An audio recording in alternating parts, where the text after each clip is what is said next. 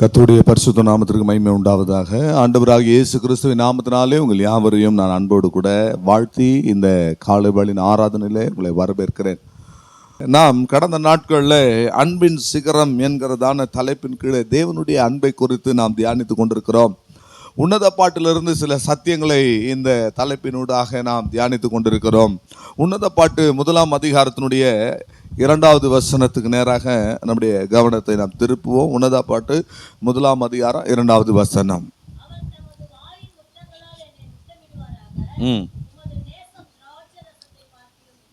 உமது நேசம் திராட்சை ரசத்தை பார்க்கிலும் இன்பமானது. கர்த்தருடைய நாமத்திற்கு மகிமை உண்டாவதாக. தேவன் நம்மிடத்துல அன்பை எதிர்பார்க்கிறார். நாம தேவனிடத்துல அன்பு செலுத்தும் பொழுதுதான் தேவனுடைய அன்பே பூரணப்படுகிறது. கடந்த வாரத்தில் இதனுடைய துவக்க உரையாக சில வசனங்களை நாம் தியானித்தோம். இந்த வாரத்திலிருந்து இதனுடைய ஆழத்திற்கு நாம் கடந்து போவோம். கடந்த வாரம் இந்திராநகர் சபையிலே இதனுடைய 2வது பகுதியை பேசியிருக்கிறோம். அதைத்தான் இங்கே பேச போகிறோம். கர்த்தருக்கு ஸ்தோத்திரம். இந்திராநகரில் 3வது பகுதிக்கு இன்றைக்கு நாம் கடந்து போவோம். கர்த்தருக்கு ஸ்தோத்திரம். ஆகவே பிரியமானவர்களே, இந்த உன்னத பாட்டு புஸ்தகத்தை தியானம் பண்ணுவது அது ஒரு உன்னத பெலன் நமக்கு தேவை. சாதாரணமாக எழுத்தின்படியாக இதை நாம் தியானிக்க முடியாது. இதனுடைய அர்த்தங்கள் நமக்கு விதர்ப்பமாக காணப்படும். ஆவியானவருடைய ஒத்தாசையின்படி, கர்த்தருடைய பலத்தின்படி நாம் இந்த உன்னத பாட்டினுடைய சத்தியங்களை நாம் தியானிக்க வேண்டும். பாடல்களின் பாடல் என்று ஆங்கிலத்திலே சொல்லப்பட்டிருக்கிறது. பிரியமானவர்களே, உன்னதமான பாடல். தேவன் இதை வேதாமத்தில் நமக்கு ஏன் இதை எழுதி கொடுத்திருக்கிறார் என்பதை நாம் உணர்ந்து கொள்ள வேண்டுமானால் ஒன்றே ஒன்றுதான், தேவனுடைய அன்பு எப்படிப்பட்டது என்பதை இந்த உன்னத பாட்டிலே நாம் அறிந்து கொள்ள முடியும். கர்த்தருக்கு ஸ்தோத்திரம். ஆண்டவர் மாத்திரம் நம்மிடத்தில் அன்பு செலுத்தி நாம திரும்ப ஆண்டவரிடத்தில் அன்பு செலுத்தாமல் போனால் அது எப்படிப்பட்டதா இருக்கும்? அதுல வேதனை உள்ளதா இருக்கும். நீங்கள் மாத்திரம் ஒருவரை நீங்கள் நேசித்து அன்பு செலுத்தி உங்களுடைய அன்பை நீங்கள் மற்றவர்களுக்கு அந்த நீங்கள் நேசிக்கிற அந்த நபருக்கு கொடுத்து அவர் உங்களை திரும்பி நேசிக்காமல் போனால், நான் முன்னாடியே சொல்றேன், இது உன்னதமான பாடல். அந்த தெய்வீக சிந்தையில தான் நாம் என்ன செய்யணும்? இருக்கணும். வாழ்வியல் பிள்ளைகளெல்லாம் கவனமாக இந்த உன்னத பாட்டை மாத்திரம், நீங்க உன்னத பாட்டு மாத்திரம் அல்ல, முழு வேதாகமத்தையும் நம்ம தெய்வீக சிந்தையில தான் நம்ம என்ன செய்யணும்? நாம் பார்க்கணும். கர்த்தருக்கு ஸ்தோத்திரம். பாருங்க, யாரையாவது நம்ம அன்பு செலுத்துறோம் அப்படி சொன்னா திரும்பி அவங்க நமக்கு அன்பு செலுத்தாமல் போனால் நமக்கு மிகுந்த வேதனை உள்ளதா இருக்கும். தேவனும் அப்படித்தான் இருக்கிறார். அல்லேலூயா. பாருங்க, ஆண்டவர் ஒரு மனுஷனை எப்படி அவர் நேசிக்கிறார் அதற்கு ஒப்பனையாக வேதம் என்ன சொல்லுகிறது? பழைய ஏற்பாட்டிலும் சரி புதிய ஏற்பாட்டிலும் சரி, மணவாளன் மணவாட்டியின் மீது ஸ்நேகமாக இருப்பது போல, ஒரு கணவன் மனைவியினிடத்தில் அன்பா இருக்கிறது போல, அதை ஒப்பிட்டு தான் பவுல் அப்போஸ்தலன் கூட அப்படியே பேசிட்டே வர்றாரு. கடைசியா கணவனும் மனைவியுமா அப்படியே 2 பேரை பேசி பேசி வந்து கடைசியா சொல்றாரு, நான் கிறிஸ்துவையும் அவருடைய சபையும் குறித்து பேசுகிறேன் என்று சொல்லுகிறார். ஆகவே கவனமாய் கேளுங்கள் பிரியமானவர்களே. இனி இந்த சப்ஜெக்டுக்குள்ள நம்ம ஆழமாய் நாம் கடந்து போக போகிறோம். ஆனால் இன்னைக்கு ஒரு 1/2 மணி நேரம் தான் நாம் பார்க்க போகிறோம். கம்யூனியன் இருக்கு. இந்திராநகர் சபைக்கு நாம் போக வேண்டும். கர்த்தருக்கு ஸ்தோத்திரம். உம்முடைய நேசம் திராட்சை ரசத்தை பார்க்கிலும் அதிக மேன்மை உள்ளது. கடந்த வாரம் நாம பார்த்தோம், அவர் தமது வாயின் முத்தங்களால் என்னை முத்தமிடுவாராக. அந்த அவர் என்று சொன்னால் என்ன? அதை பார்த்தோம் இல்லையா? அவர், உமது, அவர் என்று சொல்வதற்கும் உமது என்று சொல்வதற்கும் இருக்கிறதான ஆவிக்குரிய ரகசியங்களை நாம் பார்த்தோம். மகதலேனா மரியாள் இயேசுவை எங்கே வைத்தீர்கள் என்று கேட்கலாம், இயேசுவை தேடுகிறேன் என்று சொல்லலாம். ஆனா அவங்க என்ன சொல்றாங்க? அவரை தேடுகிறோம், அவரை எடுத்து கொண்டதுண்டானால் அவரை எங்கே வைத்தீர்கள் என்று கேட்கிறாங்க. அன்பினுடைய அந்த பூரணம், அன்பினுடைய உச்சக்கட்டம் அப்படித்தான் என்று சொல்லி நாம் பார்த்தோம். பிரியமானவர்களே, அதே வசனத்தினுடைய அடுத்த பகுதி என்ன சொல்லுகிறது? உமது நேசம் திராட்சை ரசத்தை பார்க்கிலும் இன்பமான ஆண்டவருடைய அந்த அன்பு, ஆண்டவருடைய நேசம், ஆண்டவர் ஒரு மனிதனை நேசிக்கிற அந்த நேசம் திராட்சை ரசத்தை பார்க்கிலும் அதிக இன்பம் உள்ளது, அதிக மேன்மை உள்ளது. இதனுடைய அர்த்தம் என்ன பிரியமானவர்களே? பலமுறை நான் சபையிலே நடக்கிற திருமணங்களுக்கு ஒரே செய்தி தான் பேசிட்டு இருக்கிறேன், திராட்சை ரசம் திராட்சை ரசம் திராட்சை ரசம். கண்டிப்பா இனி அது பேச மாட்டேன், ஏன்னா இப்போ நம்ம அதை குறித்து இன்னும் அதிகமாக நம்ம பேச போகிறோம். திராட்சை ரசமானது பிரியமானவர்களே, 3 காரியங்களை திராட்சை ரசத்திலிருந்து நான் வேதத்திலிருந்து உங்களுக்கு முன்பதாக நான் காண்பிக்க விரும்புகிறேன். திராட்சை ரசமானது மனுஷனுடைய இருதயத்திற்கு சந்தோஷத்தை தரக்கூடியது. திராட்சை ரசம்னா என்ன? மகிழ்ச்சின்னு அர்த்தம். ஆமென். திராட்சை ரசம் என்ன? சந்தோஷம். நான் சொல்லியிருக்கேன் இல்லையா? திராட்சை ரசம் என்பது சந்தோஷம். 104 சங்கீதம் 15வது வசனத்தை நாம் பார்க்கும் பொழுது, தேவனுடைய அன்பு இந்த திராட்சை ரசத்தை பார்க்கலும் எப்படி மேன்மை உள்ளது, உம்முடைய நேசம் திராட்சை ரசத்தை பார்க்கலும் இன்பமானது என்று சொன்னால், அதற்கு இந்த திராட்சை ரசத்தை குறித்து நாம் அறிந்து கொள்ள வேண்டும். பின்னாடி சதீஷ் பேசிட்டு இருக்க கூடாது, வார்த்தையை கவனிக்கணும். கர்த்தருக்கு ஸ்தோத்திரம். ஆண்டவருடைய நாமத்துக்கு மகிமை உண்டாவதாக. 104 சங்கீதத்தினுடைய 15வது வசனத்தை பாருங்கள். மனுஷருடைய இருதயத்தை மகிழ்ச்சியாக்கும் திராட்சை ரசம், முகக்கலையை உண்டு பண்ணுகிற திராட்சை ரசம். போருங்க, திராட்சை ரசத்தினுடைய தன்மை என்ன? மனுஷனுடைய இருதயத்தை என்ன செய்யும்? மகிழ்ச்சியாக்கும். இந்த இடத்துல சொல்லப்பட்ட திராட்சை ரசம் அனுமதிக்கப்பட்ட திராட்சை ரசம். ஒரு தேவனுடைய பிள்ளை குடிக்கக்கூடிய திராட்சை ரசம் வேதம் அனுமதித்த திராட்சை ரசம். இது நம்பர் 1. நம்பர் 2, அனுமதிக்கப்படாத விலக்கப்பட்ட திராட்சை ரசம். 3வது ஒரு திராட்சை ரசம் இருக்கிறது. அந்த 3 காரியங்களை மாத்திரம் இன்றைக்கு நான் உங்களுக்கு சொல்ல விரும்புகிறேன். தேவனுடைய அன்பு இந்த திராட்சை ரசத்தை பார்க்கலும் மேன்மையானது, இன்பமானது. இந்த திராட்சை ரசத்தினுடைய தன்மை என்ன? மனுஷனுடைய இருதயத்தை என்ன செய்யும்? மகிழ்ச்சியாக்கும். அல்லேலூயா சொல்லுங்களேன். அல்லேலூயா. அதனால தான் உன் மனைவி உன் வீட்டோரங்களில் கனிதரும் வேப்ப மரத்தை போல இருப்பாள். சொல்லுங்க. இன்னைக்கு அப்படிதான் இருக்கிறாங்க. மனைவின்னா என்ன செய்யணும்? வேதம் சொல்லுது, உன் மனைவி உன் வீட்டோரங்களில் கனிதரும் திராட்சை கொடி, திராட்சை செடி. அப்படின்னா திராட்சைனா என்ன செய்யணும்? மகிழ்ச்சி. மனுஷனுடைய இருதயத்துக்கு மகிழ்ச்சியை தரணும். மனைவி மாருங்கள் எத்தனை பேர் தங்களுடைய புருஷன்மாருக்கு மகிழ்ச்சியா இருக்கிறீங்க? ஒரு அல்லேலூயா சொல்லுங்க. பாத்தீங்களா, ஒரே ஆள் தான். மற்றவங்களெல்லாம் டார்ச்சர் பண்ணினே இருப்பாங்க. இல்ல, சில விஷயங்களை நம்ம ஏற்றுக்கொண்டு தான் ஆகணும். மனைவியானவங்க அது ஒரு பிரியமானவர்கள். ஏன் அந்த மாதிரி புருஷன்மார்களை போட்டு ரொம்ப ப்ரெஷர் பண்ணிகிட்டே இருக்கிறாங்கன்னா, வேதம் சொல்லுது, உன் ஆசை அவனை என்ன செஞ்சுருக்கோம்? பற்றி இருக்கும். அது ஆசீர்வாதமா சாபமா? சொல்லுங்க. வேதத்தில் உன் ஆசை அப்படின்னா நீ தான் அவனை டார்ச்சர் பண்ணினே இருப்ப, விடவே விட மாட்ட இல்லையா? சார், நான் இது ஒரு மகிழ்ச்சிக்காக சொன்னேன். ஆனால் திராட்சை ரசம் மகிழ்ச்சி. அப்போ ஒரு குடும்ப வாழ்க்கை என்பது ஒரு மகிழ்ச்சி, ஒரு திருமண வாழ்க்கை என்பது மகிழ்ச்சி, ஒரு கல்யாண வாழ்க்கை என்பது என்னது? மகிழ்ச்சி. ஒரு ஆமென் சொல்ல மாட்டீங்களா? அல்லேலூயா. அதனாலதான் கல்யாண வீட்டுல திராட்சை ரசம் குறைவுபட்ட போது அங்க அனுமதிக்கப்பட்ட ஒரு திராட்சை ரசம், திராட்சை ரசம் குறைவுபட்ட போது ஆண்டவர் என்ன செய்தாரு?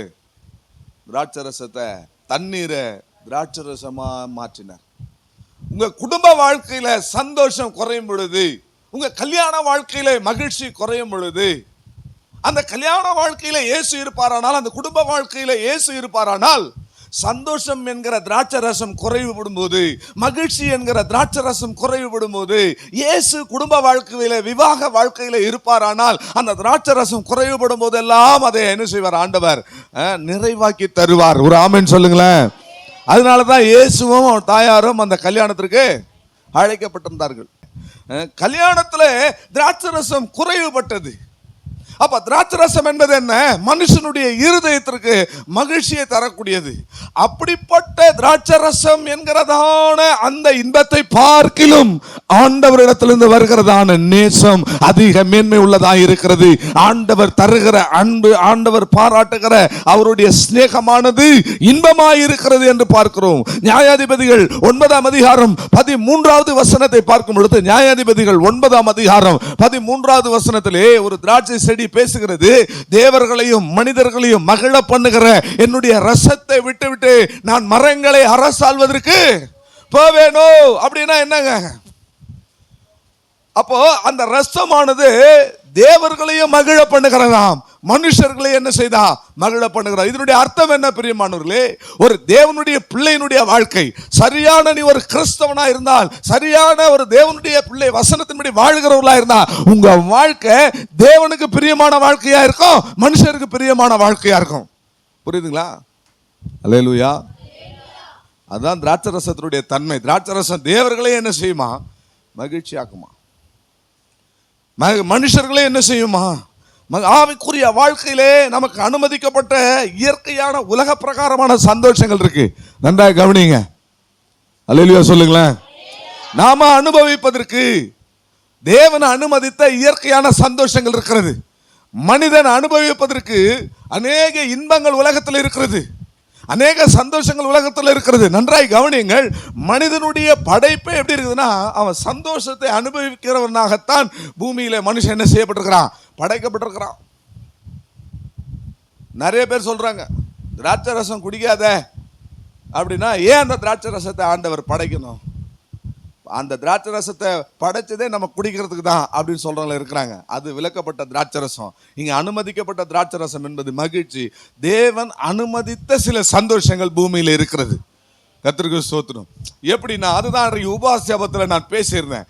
சிலருக்கு தூங்குறதுக்கு ரொம்ப சந்தோஷமா இருக்கும். எனக்கு உண்மையாவே தூங்கினா எனக்கு ரொம்ப சந்தோஷமா இருக்கும்.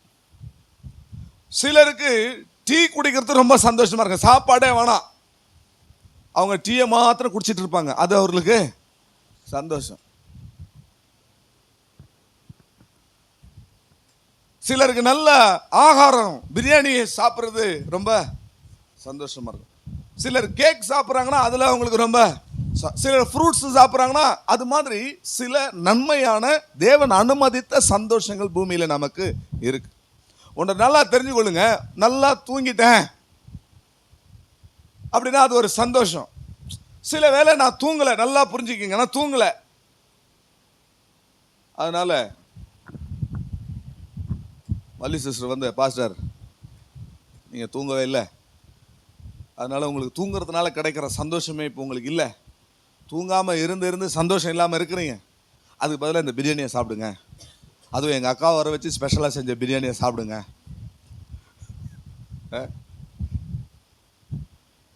அப்படி சொன்னா, நான் தூங்காம இருந்ததுனால வள்ளி சிஸ்டர் அவங்க அக்கா செஞ்ச பிரியாணியை சாப்பிட்டா அந்த சந்தோஷம் இணையாயிடுமா? சொல்லுங்க. தூங்குறதுனால கிடைக்கிற சந்தோஷம் சாப்பிட்றதுனால கிடைக்காது. சாப்பிட்றதுனால கிடைக்கிற சந்தோஷம் டீ குடிக்கிறதுனால கிடைக்காது. ஒவ்வொன்றுக்கும் ஒவ்வொரு சந்தோஷம் இருக்கு. ஆனால் இந்த உலக பிரகாரமாய் நமக்கு அனுமதிக்கப்பட்ட சந்தோஷங்கள் எதுவாக இருந்தாலும், இந்த அனுமதிக்கப்பட்ட சந்தோஷங்கள் எல்லாவற்றை பார்க்கிலும் தேவனுடைய அன்பு மேன்மையானது, தேவனுடைய அன்பு உன்னதமானது. அதுதான் பிரியமானவர்களே, உம்முடைய நேசம் திராட்சை ரசத்தை பார்க்கிலும். இப்படி சொல்ற, உங்களுக்கு எது சந்தோஷம் நீங்க நினைச்சிட்டு இருக்கிறீங்க, இதுதான் எனக்கு சந்தோஷம்னு நீங்க நினைச்சிட்டு இருந்தீங்கன்னா, இன்னும் நீங்க தேவனிடத்துல அன்பு செலுத்தலைன்றது தான் உண்மையான நிதர்சனமான சத்தியம். புரியுதுங்களா? எனக்கு தேவனை ஆராதிக்கிறதுக்கும் தேவனை துதிக்கிறதுக்கும் என்னால தேவ சமூகத்துக்கும் என்னால வர முடியல, ஆனா நல்லா குடிச்சிட்டு வீட்டுல படுத்துட்டு இருக்க என்னால முடியுது அப்படி சொன்னா, நீங்க எதை அதிகமா நேசிக்கிறீங்க? இப்போ விலக்கப்பட்ட அந்த சந்தோஷத்தை தான் நேசிக்கிறீங்க. அதனால பிரியமானவர்களே, நீங்க சபைக்கு வர்றீங்க, ஆனா உங்களால சிகரெட் பிடிக்கிறத விட முடியல. நீங்க சபைக்கு வர்றீங்க, ஆனாலும் நீங்க அங்க ஏதோ ஒன்று புகையில போட்டு வாயில அடிக்கிட்டு இருக்கிறீங்களே, அதையும் விட முடியல. அப்படி சொன்னா உண்மையாக நீங்கள் தேவனை நேசிக்க முடியவில்லை. உங்களுடைய நேசம் எதுல இருக்கு? விலக்கப்பட்ட அந்த சந்தோஷத்துல இருக்கு. ஆனா உண்மையான நேசம் எங்க இருக்கிறது? உங்களுடைய நேசம் திராட்சை ரசத்தை பார்க்கிலும். அல்லேலூயா சொல்லுங்களேன். எது இந்த உலகத்துல உங்களுக்கு ரொம்ப சந்தோஷம்னு நினைக்கிறீங்களோ, அதாவது அனுமதிக்கப்பட்ட சந்தோஷம்னா பரவாயில்ல, தூங்குறது சாப்பிட்றது அதெல்லாம் பரவாயில்ல, அதெல்லாம் நம்ம என்ன செய்யணும்? சாப்பிடணும், தூங்கணும் ஏற்ற வேளையில். அதே நேரத்தில் தூக்கமே நமக்கு, இதுவே அனுமதிக்கப்பட்ட சந்தோஷமே நமக்கு அதிகமாயிருச்சுன்னா, அளவுக்கு மிஞ்சினால் அமிர்தமும் என்ன ஆயிடுது? நஞ்சாயிடுது, விஷமாயிடுது.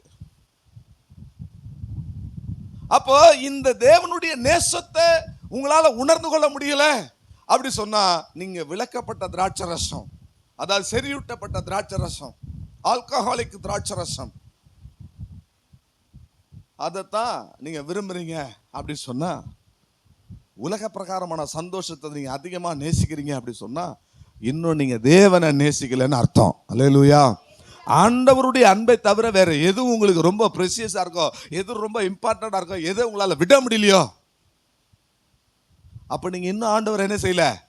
நேசிக்கவே இல்லைன்னு தான் அர்த்தம்.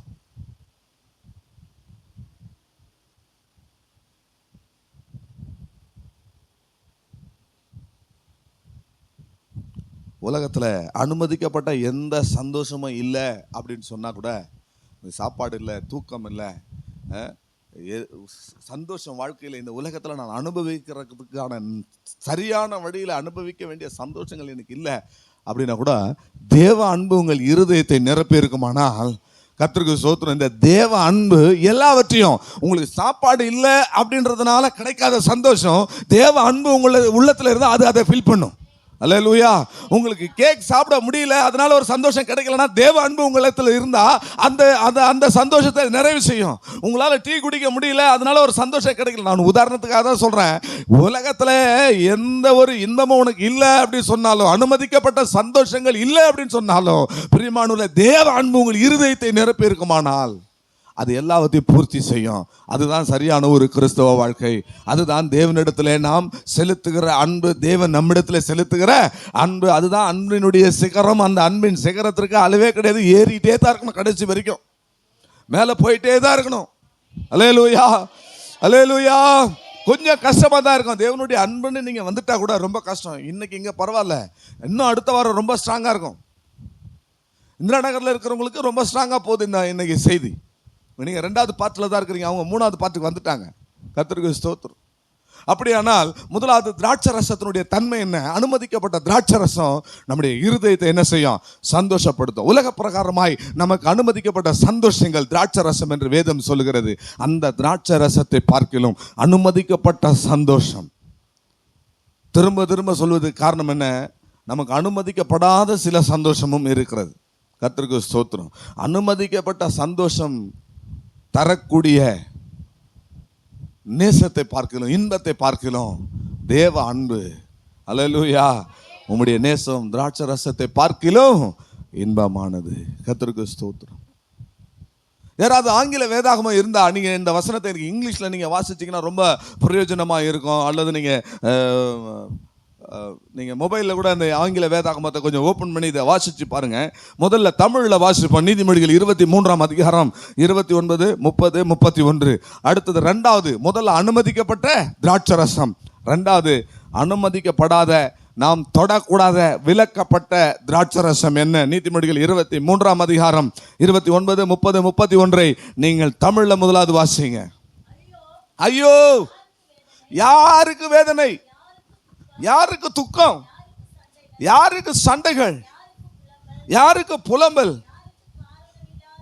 யாருக்கு காரணமில்லாத காயங்கள், யாருக்கு ரத்தம் கலங்கின கண்கள், மதிபானம் இருக்கும் இடத்திலே தங்கி தரிப்பவர்களுக்கும் கலப்புள்ள சாராயத்தை நாடுகிறவர்களும் தானே. வாசிங்க. மதுபானம் ரத்த வர்ணமா இருந்து பாத்திரத்திலே நீங்கள் அதை பார்க்கும்போது பாட்டில் ரொம்ப பளபளப்பாய் தோன்றும். அதை பாராது, அது மெதுவாக இறங்கும், முடிவிலே விரியனை போல தீண்டும். அது பாம்பை போல அது கடிக்கும். அல்லேலூயா, தீண்டும். இதுல மதுபானம் கலப்புள்ள சாராயம்னு சொல்லப்பட்டிருக்கு. அதே ஆங்கிலத்தில் என்ன இருக்கு வாசிங்க பார்ப்போம். எடுக்கலையா?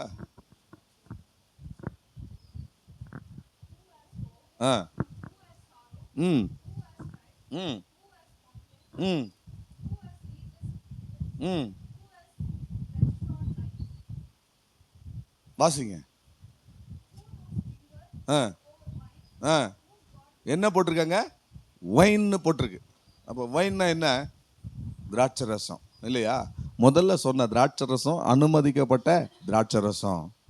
ரெண்டாவது, திராட்சை ரசத்தை பார்க்கிலும் உம்முடைய நேசம் இன்பமானது. இப்போ ரெண்டாவது ஒரு திராட்சை ரசம், இது விலக்கப்பட்ட திராட்சை ரசம். இந்த திராட்சை ரசம் கூட சிலருக்கு சந்தோஷத்தை கொடுக்கும். நான் ஏற்கனவே சொன்னேன் இல்லைங்களா, சில குடிகாரர்களுக்கு அந்த திராட்சை ரசம் அவர்களுக்கு கலப்புள்ள சாராயம் அவர்களுக்கு சந்தோஷம். லாகரி வஸ்துக்கள், பீடி, சிகரெட்டு, மற்ற காரியங்கள் எல்லாமே அது ஒரு சந்தோஷம். அது சந்தோஷத்தை கொடுக்குது, விலக்கப்பட்ட சந்தோஷம். அது ஒரு தேவனுடைய பிள்ளைக்கு அது விலக்கப்பட்டிருக்கிறது.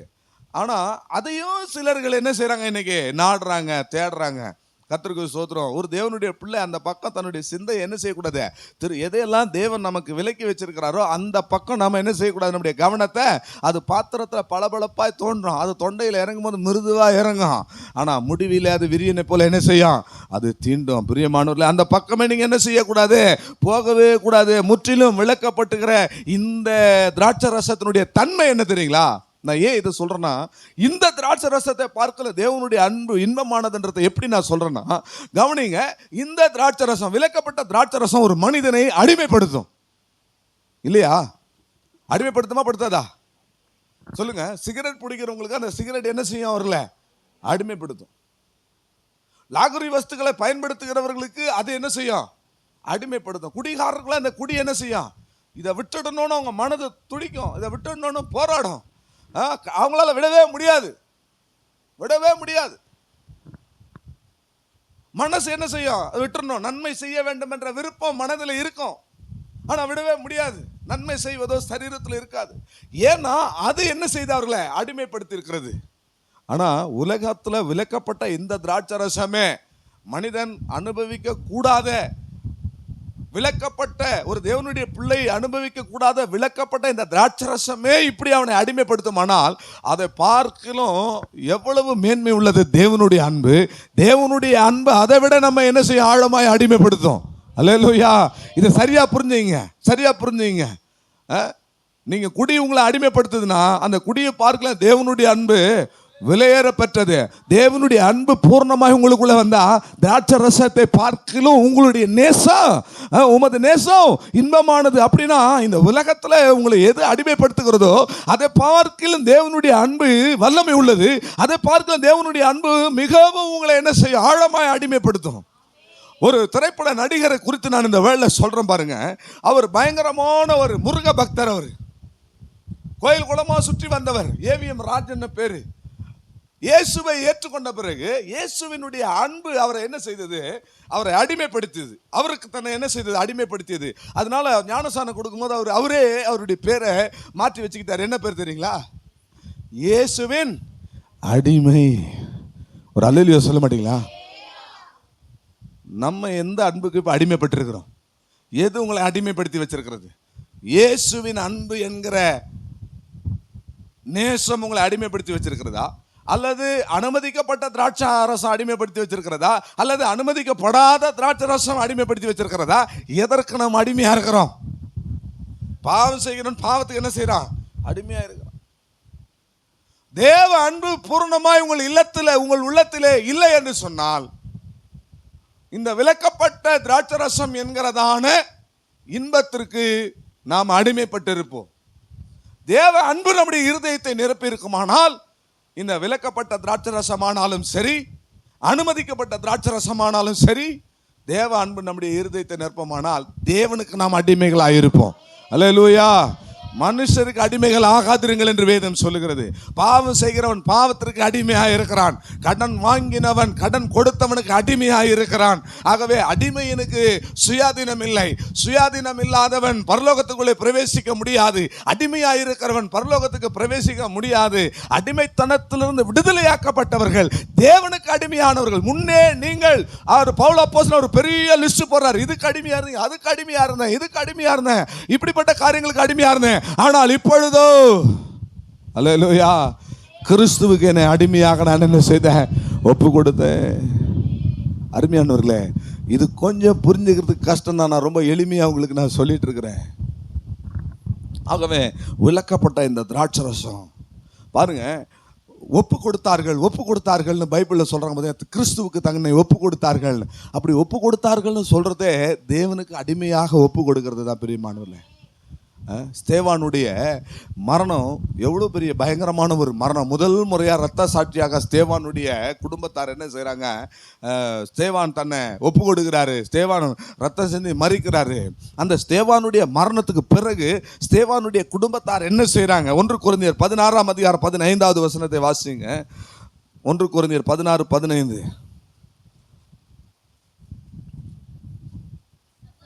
சகோதரரே, ஸ்தேவானுடைய வீட்டார் அகாய நாட்டிலே முதற் பலனானவர்கள் என்றும் பரிசுத்தவான்களுக்கு ஊழியம் செய்யும்படி. இந்த வார்த்தையை ஆங்கிலத்தில் நீங்கள் பார்த்தீங்கன்னா, ஒப்பு கொடுத்தார்கள், பரிசுத்தவான்களுக்கு ஊழியம் செய்யும்படி தங்களை ஒப்பு கொடுத்தார்கள் என்ற வார்த்தை ஆங்கிலத்தில் எப்படி இருக்கு தெரியுங்களா? அடிமையாக ஒப்பு கொடுத்தார்கள். இங்க பாருங்க, ஸ்தேவானுடைய வீட்டார் பரிசுத்தவான்களுக்கு ஊழியம் செய்யும்படி ஆகாய நாட்டிலே தங்களை என்ன செய்யறாங்களா? ஒப்பு கொடுத்தாங்களாம். அருமையானவர்களே, உங்களை சபைக்கு வர வைக்கிறதுக்கே நாங்கள் படாத பாடுபடுகிறோம். உண்மையை ஒரு விஷயம் சொல்லட்டுங்களா? செங்கல்பட்டு சபையில் எனக்கு அந்த ஆத்மார்த்தமாக இருந்த அந்த ஒரு ஈடுபாடு கொஞ்சம் கொஞ்சமாக அப்படியே ஃப்ரீ ஆயிட்டு இருக்கு. ஏன்னா அந்த தேவனுக்கு அடிமையாகிற ஒரு அனுபவம் உங்ககிட்ட இல்லை. இவ்வளோ பிரசங்கம் பண்ணியும் தேவனுக்கு அடிமையாகிற அந்த தன்மை உங்களுக்கு இல்லை. உலகத்துக்கு அடிமையா இருக்கிறீங்க. விலக்கப்பட்ட திராட்சை ரசத்துக்கு அடிமையா இருக்கிறீங்க. விலக்கப்பட்ட உலக பிரகாரமான சந்தோஷம் உங்களை அடிமைப்படுத்தி கொண்டிருக்கிறது. அல்லேலூயா, அல்லேலூயா சொல்ல மாட்டீங்களா? ஒருத்தங்க சொல்றாங்க, ஞாயிற்றுக்கிழமையில கல்யாணம் வச்சிட்டேன், நான் காலையில் சர்ச்சுக்கு வந்தா உடனே பாஸ்டர் அப்படின்னா தேவ அன்பு உங்களை அடிமைப்படுத்துது. அதனால நீங்க என்ன செய்யணும்? உலகத்தில் விலக்கப்பட்ட திராட்சை ரசத்தை நீங்கள் அதுதான் சந்தோஷம் போனால் நீங்கள் வர முடியாது. தேவ அன்பு உங்களை அடிமைப்படுத்துதுன்னா நீங்கள் என்ன செய்வீங்க? அதுதான் இப்போவே உங்கள் மனதில் ஏற்படுற போராட்டம். அதுதான் உங்களுடைய நேசம் திராட்சை ரசத்தை பார்க்கலாம் இன்பமானது. ஏனென்று சொன்னால் தேவ சமூகத்தில் தான் இன்பம். சங்கீதத்தில் நான் பார்க்கிறோம், 16ஆம் சங்கீதம் 11வது வசனம் சொல்லுகிறது. என்ன சொல்லுது? உம்முடைய சமூகத்தில் பரிபூர்ண ஆனந்தமோ, உமது வலது பாரிசத்திலே நித்திய பேரின்பம் உண்டு. ஆகவே சந்தோஷம் என்பது என்ன? மகிழ்ச்சி என்ன? இன்பம் என்பது என்ன? தேவ சமூகம் தான். அல்லேலூயா. உலகத்தின் இன்பங்கள் சிற்றின்பங்கள், தேவ சமூகம் தான் பேரின்பம். உலகத்தினுடைய அடிமைப்படுத்துகிற அந்த சந்தோஷம், அந்த திராட்சை ரசம், அது சிற்றின்பம். தேவனிடத்தில் அன்பு கூறும் பொழுது பிரியமானவர்களே, இந்த திராட்சை ரசம் எல்லாம், விலக்கப்பட்ட திராட்சை ரசம் எல்லாம் நமக்கு மாயையாய் தோன்றும். அல்லேலூயா, அல்லேலூயா. அதான் அடுத்த வாரம் நான் பேச போறேன். தேவ அன்பு, ஒருத்தன் சொல்றான், தேவனுடைய அன்பு ஒருத்தனுடைய இருதயத்தை நிரப்பினதுனால மாயையை பாராதபடி என் கண்களை காத்துக்கொள்ளும். மாயையானதை என்ன செய்யக்கூடாது? நாம் பார்க்கவே கூடாதுன்னா அழிஞ்சு போறது தான் மாயையானது. உலகத்தின் சந்தோஷங்கள் எல்லாம் அழிந்து போகும், உலகத்தின் இன்பம் எல்லாம் அழிந்து போகும். அதை நம்முடைய கண்கள் என்ன செய்யக்கூடாது? பார்க்கவே கூடாது. கர்த்தருடைய பரிசுத்த நாமத்திற்கு மகிமை உண்டாவதாக. தேவனிடத்தில் நாம் அன்பு கூறும்போது இந்த திராட்சை ரசம் எல்லாம் நம்முடைய கண்களுக்கு மாயையாய் தெரியும். பிரியமானவர்களே, 3வது திராட்சை ரசம், கர்த்தருக்கு ஸ்தோத்திரம், அது கொஞ்சம் வித்தியாசமான ஒரு திராட்சை ரசம். இந்த திராட்சை ரசத்துக்கு பேர் என்னன்னா, தேவனுடைய கோபாக்கினை என்கிறதான திராட்சை ரசம். ஆங்கிலத்தில் கூட இதை எடுத்துக்கொள்ளுங்கள். வெளிப்படுத்தல் 14ஆம் அதிகாரம் 10வது வசனம். வெளிப்படுத்தல் 14ஆம் அதிகாரம் 10வது வசனம். அவன் தேவனுடைய கோபாக்கினை ஆகிய பாத்திரத்திலே, அவன் தேவனுடைய கோபாக்கினை ஆகிய பாத்திரத்திலே கலப்பில்லாமல் வார்க்கப்பட்ட அவருடைய உக்கிரமாகிய மதுவை குடித்து போதுங்க. இதெல்லாம் பேசினா என்ன, கர்த்தர் வருகிறார்னு முடியும் பாருங்க அந்த வசனம்.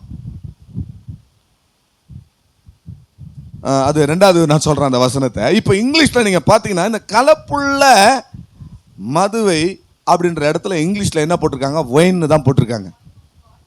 வைன். அப்ப இது ஒரு திராட்சை ரசம். இது என்னது, தேவனுடைய கோபாக்கினை என்கிறதான ஒரு திராட்சை ரசம். திராட்சை ரசம் முதல்ல அனுமதிக்கப்பட்ட திராட்சை ரசம் மனுஷனுடைய இருதயத்துக்கு மகிழ்ச்சியை கொடுக்கும், சந்தோஷத்தை கொடுக்கும். ரெண்டாவது, விலக்கப்பட்ட திராட்சை ரசம் மனுஷனை அடிமைப்படுத்தும். மூன்றாவது, தேவனுடைய கோபாக்கினை என்கிற திராட்சை ரசம். அல்லேலூயா. எப்படி தேவனுடைய கோபாக்கினை என்கிற திராட்சை ரசம்? இது வரைக்கும் நீங்க இந்த வசனத்தை உங்க மனதில் நீங்க எடுத்திருக்க மாட்டீங்க, வாசித்திருப்பீங்க, மனதில் எடுத்திருக்க மாட்டீங்க. தேவனை நேசிக்காமல் போனா, தேவனிடத்துல அன்பு கூறாமல் போனா தேவனுடைய கோபம் வரும் என்று வேதம் சொல்லுது. அல்லேலூயா. சொல்ல மாட்டீங்களா? முதல் வாரம் அதுவும் பயங்கரமா இருக்கு மெசேஜ் இல்ல. வாக்குத்தத்தமா நீங்க கேட்கணும்னு சொன்னா 1ஆம் தேதி காலையில் இனிமேல் என்ன செய்யுங்க, வந்துருங்க. அட்லீஸ்ட் ஆன்லைன்லயாச்சும் என்ன செய்யுங்க, வாக்குத்தத்த செய்தி ஆசீர்வாதத்தை வாங்கணும்னா கேட்கணும்னா ஆன்லைன்லேயோ இல்லை நேர்லேயோ வாங்க. சண்டே சர்வீஸ்லாம் இது அந்த ஒர்க் ஷாப் இது ரெடி பண்ணணும் நம்ம எல்லாரையும். கர்த்தருக்கு ஸ்தோத்திரம். தேவனுடைய கோபாக்கினை என்பது ஒரு திராட்சை ரசம். எப்படி நீங்க தேவனை நேசிக்கலன்னா, தேவனிடத்துல அன்பு கூறலன்னா, நம்ம அன்பின் சிகரத்தை பற்றி பேசுறோம். தேவனுடைய அன்பை குறித்து நான் பார்க்கிறோம். தேவனை நேசிக்காம தேவனிடத்துல அன்பு கூறாமல் போனால், பழைய ஏற்பாட்டினுடைய பிரமாணம் என்ன என்று வேற தேவர்கள் உனக்கு இருக்க, முழு இருதயத்தோட முழு ஆத்மாவோட முழு பலத்தோட தேவனாகிய கர்த்தரிடத்திலே அன்பு கூறுவாயாக. புதிய ஏற்பாட்டினுடைய பிரமாணம் என்ன, முழு இருதயத்தோட முழு ஆத்மாவோடும் முழு பலத்தோட உன் தேவனாகிய கர்த்தரிடத்துல முழு உள்ளத்தோட அன்பு கூறுவாயாக. இதுதானே ரெண்டு பழைய ஏற்பாட்டினுடைய புதிய ஏற்பாட்டினுடைய மாறாத பிரமாணம். நீங்க தேவனிடத்துல அன்பு கூறாமல் போனால் தேவனுடைய கோபம் என்ன செய்யும், வரும். கொஞ்சம் கஷ்டம்தான். யாரெல்லாம் தேவனிடத்துல அன்பு கூறாமல் இருக்கிறீங்களோ, தேவனிடத்துல அன்பு கூறலன்னா என்ன அர்த்தம், உலகத்தின் இன்பத்துல நாம என்ன செஞ்சிருக்கிறோம், அன்பு கூறுகிறோம் அர்த்தம். கர்த்தர் ஒரு வசனத்தை இப்ப நீங்க வாசிங்க. 1 கொரிந்தியர் 16ஆம் அதிகாரம் 22வது வசனம். 1 கொரிந்தியர் 16ஆம் அதிகாரம் 22வது வசனம். ஒருவன் கர்த்தராகிய இயேசு கிறிஸ்துவினிடத்தில் அன்பு கூறாவிட்டால் அவன், எல்லாரும் கர்த்தர் வருகிறார் அப்படியே பக்கத்துல பார்த்து சொல்லுங்க. நீங்க அன்பு கூறலன்னா கர்த்தர் வர்றாருன்னு சொல்லுங்க. சபிக்கப்பட்டவன்ற வார்த்தை அதை நான் சொல்ல விரும்பல. தேவனுடைய கோபம், அதாவது இந்த திராட்சரசம் என்பது தேவனுடைய கோபாக்கினை என்பது ஒரு திராட்சரசம். வெளிப்படுத்தல அதை வாசிச்சோம். கர்த்தரிடத்துல அன்பு கூறாமல் போனா அவன் எப்படிப்பட்டவனா இருப்பானா, சபிக்கப்பட்டவனா இருப்பான். கர்த்தர் வருகிறார்னா என்ன அர்த்தம், ஒரு இங்கிலீஷ் பைபிள்ல மாரநாத்தான் போட்டிருக்கிறது, இன்னொரு இடத்துல காடு கம்னு போட்டிருக்கு. கர்த்தருக்கு ஸ்தோத்திரம் அப்படின்னா என்ன அர்த்தம், இங்க வராருன உடனே வரார் மேகம் இதில் வேகமாய் வருகிறார், பறந்து போகிறேன் அப்படின்றது கிடையாதுங்க. இங்க ஒருவன் தேவனிடத்துல அன்பு கூறாவிட்டால் அவன் சபிக்கப்பட்டவன். கர்த்தர் வருகிறார் அப்படின்னா என்ன அர்த்தம், நான் வர்றேன் அப்படின்றார். இந்த வார்த்தை எதுவா இருக்கும் இந்த இடத்துல, இங்க வில்படு சின்ன மிஸ்டேக் பண்றான்னு வச்சுங்க, கலாட்டா பண்றான்னு வச்சுங்க, கொம்பு எடுத்துன்னு நான் வரேன் அப்படின்னு வீட்டில இருந்து ஃபோன் வரும். ஐயோ அந்த பசங்க பண்ற குடைச்சல் தாள முடியலன்னா நான் ஃபோன்ல சொல்வேன், அதை வந்துட்டு இருக்கேன், இதோ வந்துட்டு இருக்கிறேன். இதுதான் இங்க, நீங்க தேவனிடத்துல அன்பு கூறாவிட்டால் நான் வந்துட்டு இருக்கிறேன் அப்படின்றார். அல்லேலூயா. அன்பு கூறாதவன் சபிக்கப்பட்டவன். கர்த்தர் வருகிறார்னா ஒரு நியாய தீர்ப்போடு வருகிறார். அதனாலதான் தேவனுடைய கோபாக்கினையாகிய கலப்பில்லாத மதுவை, அல்லேலூயா அல்லேலூயா, கர்த்தருக்கு ஸ்தோத்திரம். பிரியமானவர்களே, உம்முடைய நேசம் திராட்சை ரசத்தை பார்க்கலாம் இன்பமான தேவ அன்பு நம்முடைய உள்ளத்தை நிரப்பி இருக்குமானால், நாம் தேவனுக்கு அவர் கொடுத்த அதே அன்பை திருப்பி, அவர் மணவாளன், நம்ம மணவாட்டியை திருப்பி கொடுத்தோமானால், பிரியமானவர்களே, இந்த 3 திராட்சை ரசத்தை பார்க்கலாம் தேவனுடைய அன்பு நமக்கு இன்பமாக இருக்கும். ஒரு அல்லேலூயா சொல்லுங்களேன். அல்லேலூயா அல்லேலூயா. இந்த உன்னத பாட்டில் இன்னும் சில காரியங்களை நம்ம பார்க்கலாம். பிரியமானவர்களே, இந்த உன்னத பாட்டில் ஒரு ட்ரையாங்கிள் ரிலேஷன்ஷிப். உன்னத பாட்டுன்னு சொன்னாலே எனக்கு போதித்தவங்க முன்னாடி எப்படி போதிச்சாங்கன்னா, சாலமோன் தன்னை மணவாட்டியாகவும் கர்த்தரை அவர் மணவாளனாகவும் பாவித்து கொண்டு அவர் பாடினதாக வியாக்கியானம் பண்ணியிருக்கிறாங்க, சொல்லியிருக்கிறாங்க, நான் கேட்டிருக்கேன். இன்னொரு வியாக்கியானம் இருக்கிறது. இங்க 2 பேர் தான். சாலமோன் ஒரு கிராமத்து பெண்ணாகிய சூலமித்தியாள். இப்போதான் இன்ட்ரோடக்ஷன் முடிச்சு மெசேஜ் உள்ளே வரப்போறோம், கவனமா கேளுங்க.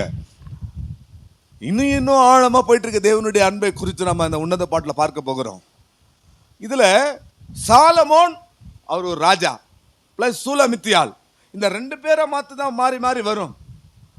ஆனா தேவாவியானவருடைய பலத்தோடு கூட நாம இதை தியானிக்கும் பொழுது ஆண்டவர் எனக்கு வெளிப்படுத்தின ஒரு காரியம், 3ஆவதா ஒரு நபர் இதுல இருக்கிறார். சாலமோன் ஒரு ராஜா இருக்கிறாரு, சூலமித்தியாள் என்கிற ஒரு கிராமத்து பெண் அவருடைய சிநேகிதிகள் இருக்கிறாங்க. 3ஆவதாக ஒரு நபர் இதுல இருக்கிறாரு, ஒரு மேய்ப்பன் ஒருத்தர் இருக்கிறார். இந்த உன்னத பாட்டில் சாலமோன் ராஜா இருக்கிறாரு, சூலமித்தியாள் என்கிற கிராமத்து பெண் இருக்கிறாங்க, இன்னொரு மேய்ப்பர் ஒருத்தர் இருக்கிறாங்க. இதை சரியா நீங்கள் உணர்ந்து கொள்ளணும்னா 4வது வசனத்தை வாசிங்க. 1ஆம் அதிகாரத்தினுடைய 4வது வசனத்தை வாசிங்க.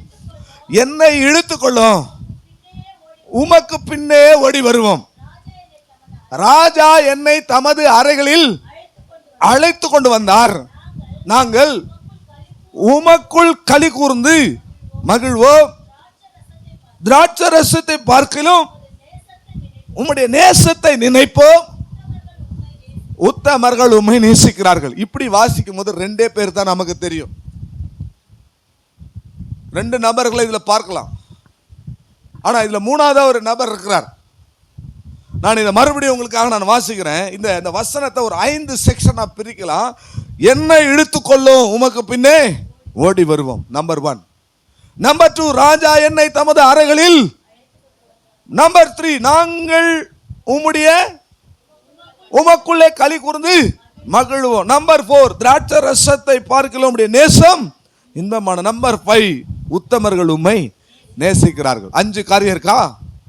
இதுல 2வது வார்த்தையை எடுத்துட்டு ஒருத்தர் வாசிங்க. 2வது வார்த்தைனா ராஜா என்னை தமது அறைகளில் அழைத்து கொண்டு போனார் என்ற வார்த்தையை எடுத்துட்டு இப்ப வாசிங்களேன்.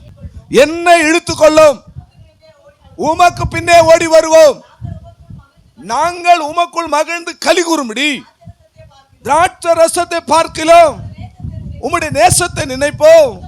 உத்தமர்கள் உம்மை. இப்ப இந்த ராஜா என்னை தமது அறைகளில் இழுத்து கொண்டு போகிறார்னு எடுத்துட்ட பிறகு இந்த வாக்கியம் நமக்கு ஸ்ட்ரைட்டா ஒரு கோர்வையா வருது. என்னை இழுத்துக்கொள்ளும், உமக்கு பின்னே ஓடி வருவோம், நாங்கள்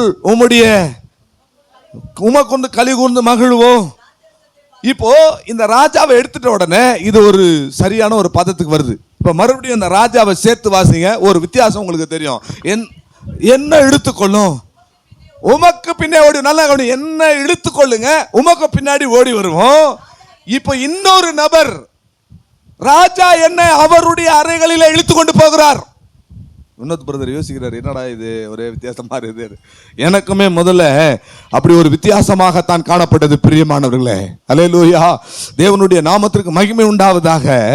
என்னை இழுத்துக்கொள்ளும், நாங்கள் உமக்கு பின்னே ஓடி வருவோம், நாங்கள் உமக்குள்ளே மகிழ்ந்து களி கூறுவோம். அப்படி சொன்னா அது ஒரு வாக்கியமா இருக்கு. ஆனா நடுவுல ராஜா வேற எங்களை இழுத்து கொண்டு போறார் அப்படின்னா இந்த இடத்துல சாலமோன் ராஜாவை குறித்து நாம் பார்க்கிறோம். இன்னும் இது உங்களை சரியா நீங்கள் புரிந்து கொள்ளணும்னா 7வது வசனத்தை நீங்கள் வாசியுங்கள். என் ஆத்தும நேசரே, உம்முடைய மந்தையை எங்கே மேய்த்து அதை மத்தியானத்தில் எங்கே மடக்குகிறீர்கள்? எங்களுக்கு இப்போ ராஜா என்ன செய்யறாரு, அவருடைய அரண்மனையில இழுக்கிறாரு. இந்த அம்மா ஆத்ம நேசரேன்னு இன்னொரு ஆளை கூப்பிடுறாங்க. புரியுதுங்களா? இந்த இன்னொரு ஆள் எங்க இருக்கிறாரு? ஆடு மேய்ச்சிட்டு இருக்கிறாரு. அங்க எங்க மேய்ச்சிட்டு இருக்கிறீங்க? என்னை ஒரு ஆள் இங்க என்ன செய்யறான், தம்முடைய அறைகளுக்குள்ள இழுத்துட்டு போறான். ஆனா நீங்க என்ன செஞ்சிட்டு இருக்கிறீங்க? ஆடுகளை என்ன செஞ்சிட்டு இருக்கிறீங்க? மேய்த்து கொண்டிருக்கிறீங்க.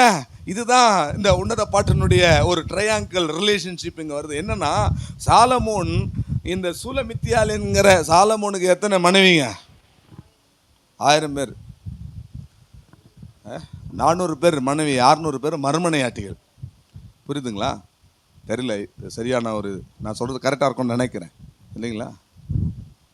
நம்ம இந்து புராணத்தில் சொல்கிறோமே, தசரதனுக்கு 1000 மனைவிகள்னு. இவர் இங்க சாலமோன் ராஜா என்ன பண்றாரு, இந்த சுலமித்தியால அவர் என்ன பண்றாரு, அவருடைய அறைகளுக்குள்ளே அரண்மனைகளுக்குள்ளே என்ன செய்யறாரு, இழுத்துட்டு போறாரு. ஆனா இந்த அம்மா என்ன செய்யறாங்க, நாங்கள் உமக்கு பின்னே ஓடி வருவோம், என்ன நீங்க என்ன செய்யுங்க, இழுத்துட்டு போங்க. இப்ப இந்த ஆளு என்ன இழுத்துட்டு போறா, நீங்க மத்தியானத்துல எங்க நீங்க மந்தைய மேய்ச்சிட்டு இருக்கிறீங்க அப்படின்னா, பிரியமானவர்களே, சாலமோன் ஒரு மேய்ப்பன் கிடையாது. தாவீது ஒன்னா ஒரு மேய்ப்பன், சாலமோனுக்கு அப்பா தாவீது ஒன்னா ஒரு மேய்ப்பன் நம்ம சொல்லலாம். ஆனா சாலமோன் எங்கேயும் மந்தைகளை மேய்த்ததாக நம்ம சொல்ல முடியாது. பிரியமானவர்களே, அல்லேலூயா அல்லேலூயா.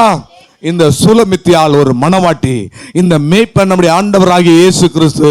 இந்த ராஜா சாலமோன் என்று சொல்லுவது உலகம். உலகம் நம்மளை இழுத்திட்டே இருக்குது. அல்லேலூயா. அந்த தேவனுடைய அன்பிற்குள்ள போக விடாதபடி, அந்த ஆத்தும நேசருடைய அன்பிற்குள்ள போக விடாதபடி இந்த உலகம் நம்ம இழுத்துக்கிட்டே இருக்கிறது.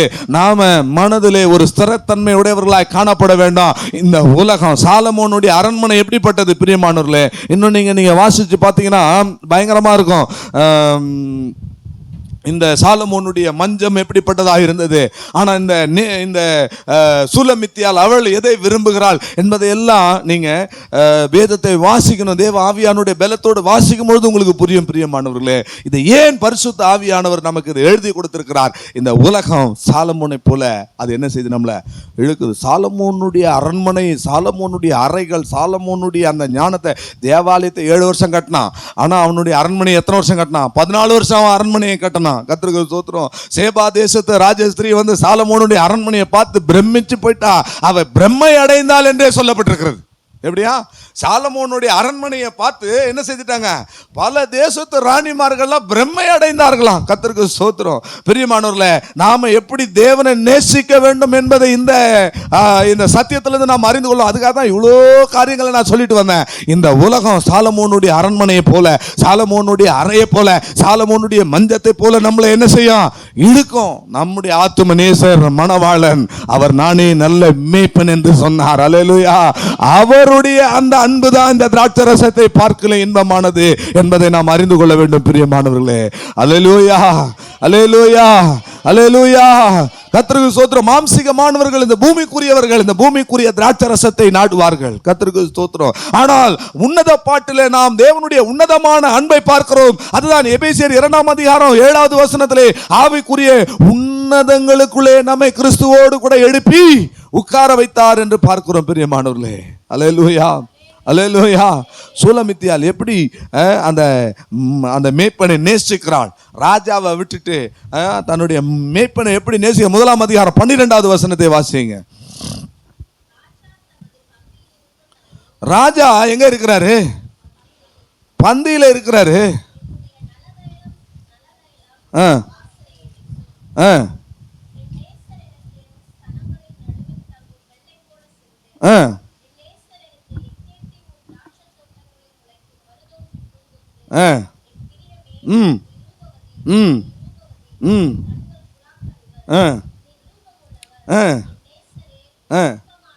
நேசரே, நீர் இன்பமானவர்.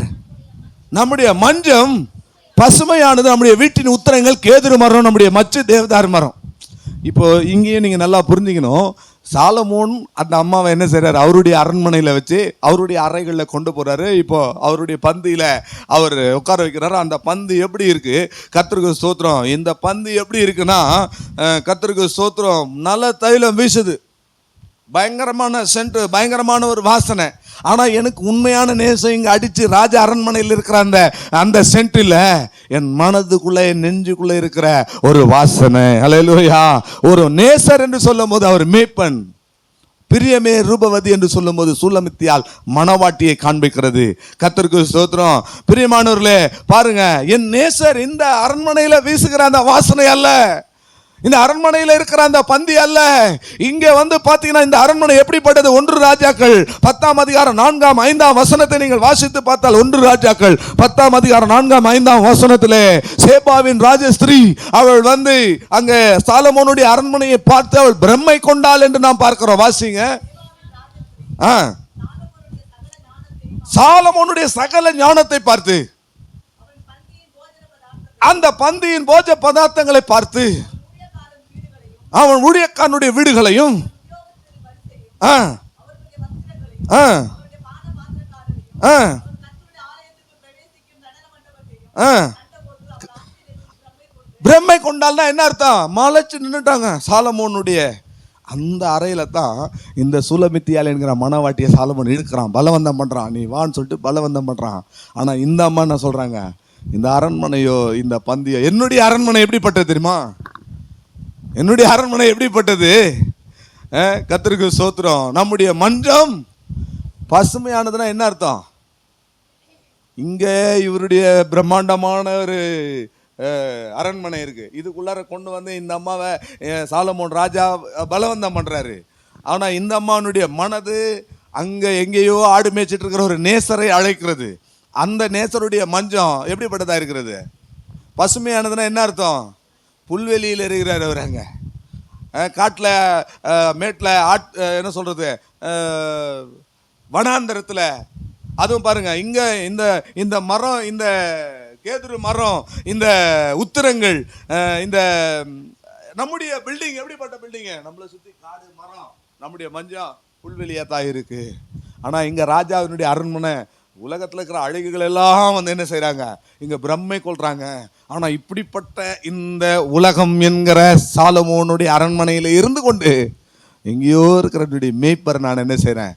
எனக்கு அதுதான் சந்தோஷம், எனக்கு அதுதான் மகிழ்ச்சி, எனக்கு அதுதான் இன்பம் என்று இங்கே சூலமித்தியால் பாடுகிறாள். பிரியமானவர்களே, அல்லேலூயா, அல்லேலூயா, அல்லேலூயா, அல்லேலூயா. கர்த்தருக்கு ஸ்தோத்திரம். 2 கொரிந்தியர் 11 அதிகாரம் 3வது வசனத்தை நான் வாசிக்கும் பொழுது, அங்கே வாசிங்க. 2 கொரிந்தியர் 11 அதிகாரம் 3வது வசனம். ஆகிலும் சர்ப்பமானது தந்திரத்தினாலே தேவாளை வஞ்சித்தது போல உங்கள் மனதும் கிறிஸ்துவை பற்றிய உண்மை என்று விலகும்படி கெடுத்து போடுமோ என்று. எப்படி இதுக்கும் அதுக்கு நான் என்ன லிங்க் பண்ண போறேன் அப்படின்னா, இவள் மனதுல அவள் ஆத்தும நேசரை தான் என்ன செய்றா? சபையாகிய மனவாட்டி, சபையாகிய சூலமித்தியால். சாலமோனா கட்டின இந்த அரண்மனை போன்ற இந்த உலகத்தில் இருந்தாலும், சாலமோன் போன்ற வல்லமையான உலக மயக்கங்கள், உலக இன்பங்கள், உலக திராட்சரசங்கள் நம்ம இழுத்தாலும் நம்முடைய மனது இந்த உலகத்தினுடைய ஆடம்பரங்களின் மேல, இந்த உலகத்தினுடைய ஆசாபாசங்கள் மேல, இந்த உலகத்தினுடைய பிரம்மாண்டத்தின் மேல, இயேசு கிறிஸ்துவை மலை உச்சியின் மேல கொண்டு போய் நிறுத்தி உலகத்தையும் உலகத்தில் உள்ள சகல சாம்ராஜ்யங்களையும் காண்பித்து, இதையெல்லாம் எனக்கு கொடுக்கப்பட்டிருக்கிறது, என்னை பணிந்து கொண்டால் இதையெல்லாம் உமக்கு தருவேன்னு சொன்னானே, அதுபோல இந்த உலகமாகிய மாயாபுரி சந்தையை, உலகத்தை காண்பித்து, உலக இன்பங்களை காண்பித்து, சாலமோனுடைய அரண்மனையை போல நம்மை பிரம்மை கொள்ள வைத்தாலும், நீ சரியான தேவனுடைய பிள்ளையா இருந்து, ஒரு சூலமித்தியாளா இருந்து, ஒரு மனவாட்டியா இருப்பாயானால் உன்னுடைய மனம் அங்க மேய்ப்பனை நோக்கி பார்த்திருக்கோம். அல்லேலூயா. அந்த மேய்ப்பனை நோக்கி கதறோம், என்னை நீர் இழுத்துக்கொள்ளும், நாங்கள் உமக்கு பின்பே ஓடி வருவோம், அதுதான் திராட்சரசத்தை பார்க்கலாம், எனக்கு இன்பமா இருக்கும் என்று சொல்லும். பிரியமானவர்களே, தேவ அன்பு உங்கள் உள்ளத்தை நிரப்பியிருக்குமானால், இந்த உலகம் என்கிற சாலமோன் அரண்மனையில் இருந்திருந்தாலும் எங்கேயோ இருக்கிற நம்முடைய மேய்ப்பன், அந்த மேய்ப்பனை நோக்கி நம்முடைய ஆத்மா கூப்பிடும். அல்லேலூயா. என்னை இழுத்து கொள்ளும். அதுதான் இந்த மனது மன்றம். இப்போ சபையில் இருக்கிற நம்ம 2 உலகத்தில் இருக்கிறோம். சாலமோன் என்கிறதான இந்த காண்கிற ஜட உலகத்தில் இருக்கிறோம். கர்த்தருக்கு ஸ்தோத்திரம். மேய்ப்பன் என்கிற காணாத ஆவி மண்டலத்தில், ஆவி உலகத்தில் இருக்கிறோம். இந்த சபையிலேயே 2 உலகம் இருக்கு. ஒன்று காண்கிற இந்த உலகம், இங்கே நீங்கள் என்னை பார்த்து கொண்டிருக்கிறீங்க, இந்த வார்த்தையை கேட்டுக்கொண்டிருக்கேன், நான் உங்களை இங்கே பார்த்து கொண்டிருக்கிறேன், பின்னாடி அங்கே இங்கே எல்லாம் தூங்குறவங்களையும் பார்க்கிறேன், விழித்திருப்பவர்களையும் பார்த்து கொண்டிருக்கிறேன், எல்லாம் இங்கே நடக்குது. ஆனால் காணாத ஒரு ஆவி மண்டலம் இருக்கு. இங்கே கர்த்தர் இருக்கிறார், இங்கே தேவ தூதர்கள் இருக்கிறார்கள், இந்த இடம் தேவ பிரசன்னத்தினால் நிறைந்திருக்கிறது. நான் இந்த சாலமோன் என்கிற ஜட உலகத்தில் இருந்தாலும் காணாமல் இருக்கிற ஆவி மண்டலத்தில் இருக்கிற அந்த உலகத்தை நான் வாஞ்சிக்கிறேன் என்கிறதான மனதிலே ஒரு பலன் நமக்கு வேண்டும். நம்முடைய ஆவியிலே ஒரு ஸ்திரத்தன்மை வேண்டும். நம்முடைய மனது மண்டலம் ரொம்ப ஸ்ட்ராங்கா இருக்கணும். அதனால தான் பவுல் சொல்றாரு, சாத்தான் ஏவாளுடைய மனதை கெடுத்தது போல உங்கள் மனதை கெடுக்குமோ என்று. இந்த இடத்துல தமிழ்ல உண்மை நின்று சொல்லப்பட்டிருக்கு. எப்படி? உண்மை நின்று. கர்த்தருக்கு ஸ்தோத்திரம். ஆனால் இதே வார்த்தையை நீங்கள் மலையாளத்தில் பார்த்தீங்கன்னா 2, அந்த உண்மைக்கு 2 சொல்லப்பட்டிருக்கிறது. நிர்மலதா, ஏகாகிரதான்னு சொல்லப்பட்டிருக்கிறது. அப்படின்னா இந்த உண்மை நின்று கெடுக்கப்படுமோ அப்படின்னு சொன்னால், அப்போ உண்மை அந்த நிர்மலதானா அது என்ன அர்த்தம்? ஒரு பரிசுத்தமான, ஒரு சுத்தமான, ஒரு தூய்மையான ஒரு மனது அதிலிருந்து கெடுக்கப்படுமோ? ஏகாகிரதா அப்படின்னு சொல்லப்பட்டிருக்கிறது. இதே வார்த்தை மலையாளத்தில் நீங்கள் வாசித்து பார்த்தீங்கன்னா தெரியும். ஏகாகிரதான்னு சொன்னால் ஏக சிந்தையிலிருந்து, ஒரே என்னுடைய ஆத்ம நேசர் அங்கே இருக்கிறார், நான் அங்கே போகிறேன். இந்த உலகத்தில் இந்த சாலமோன் என்னை இழுத்தாலும் என்னுடைய மனது அங்கே தான் இருக்கு. அந்த மனதில் ஸ்திரத்தன்மை, அந்த உண்மை. ஆனால் கிரேக்கத்தில் இது நாலுமே சொல்லப்பட்டிருக்கிறது. உண்மைன்னு சொல்லப்பட்டிருக்கிறது, கிரீக் தானே புதிய ஏற்பாடு, அங்கே உண்மைன்னு சொல்லப்பட்டிருக்கிறது, ஏக மனதுன்னு சொல்லப்பட்டிருக்கிறது, கர்த்தருக்கு ஸ்தோத்திரம், பரிசுத்தம் என்று சொல்லப்பட்டிருக்கிறது. கர்த்தருக்கு ஸ்தோத்திரம் பிரியமானவர்களே. ஆகவே நாம உலகத்தின் ராஜ்யங்களையும் அவைகளின் மகிமைகளையும் நாம் பார்த்தாலும் காண்கிற எல்லாமே அனித்தியம், காணாதவைகளோ நித்தியமானது. என் நேசர், என் நேசர் நான் இன்னும் அவரை என்ன செய்யல, காணல. ஆனால் அவர் நித்தியமானவர். என் கண்களினால நான் காணல, அவர் நித்தியமானவர். என் மீட்பர் உயிரோடு இருக்கிறார், நான் அவரை பார்க்கல. ஆனால் ஒரு நாள் என்னுடைய சொந்த கண்களால நான் அவரை என்ன செய்வேன், பார்ப்பேன். அதுதான் என் மனதில் அவர் மேல் இருக்கிற ஒரு ஏக்கம் பிரியமானவர். இதுதான் தேவ அன்பினால நிரப்பப்பட்டவர்களுடைய ஆத்துமாவில் காணப்படுகிற உண்மை பிரியமானவர்களே. ஏக சிந்தை, பரிசுத்தம், இதுதான்.